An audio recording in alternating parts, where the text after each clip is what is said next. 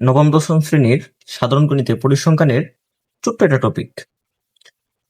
মনে করো একটা শ্রেণীবিন্যস্ত সারণী দেওয়া আছে, সেখান থেকে তোমাদের বলা হলো যে ক্রমযোজিত গণসংখ্যা সারণী তৈরি করো।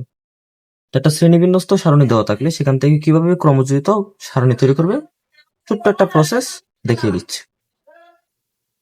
তো প্রথমে লিখে নিবে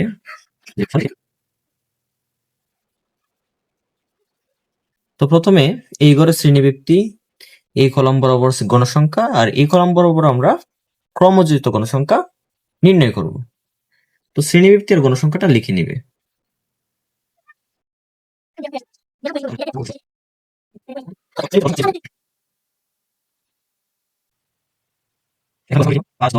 এখন ক্রমযোজিত গণসংখ্যা, এটা হচ্ছে তোমার প্রথম শ্রেণীর গণসংখ্যাটা সেম সেম থাকবে, তারপর দ্বিতীয় শ্রেণীর গণসংখ্যা আর প্রথম শ্রেণীর ক্রমযোজিত গণসংখ্যা, অর্থাৎ প্রথম শ্রেণীর ক্রমযোজিত গণসংখ্যা আর দ্বিতীয় শ্রেণীর গণসংখ্যা, এই দুইটা যোগ করে যা হবে সেটা হবে আমাদের দ্বিতীয় শ্রেণীর ক্রমযোজিত গণসংখ্যা। তার মানে এটা যোগ, শুধু এভাবে যোগ করে দিবে। 5 আর 10 যোগ করলে হয় 15, তারপর আবার এভাবে যোগ, 15 আর 20 যোগ করলে হয় 35, আবার 35 আর 15 যোগ করে দিবে, 35 আর 15 যোগ করলে হচ্ছে 50, পর 50 আর 10 যোগ করলে হচ্ছে 60।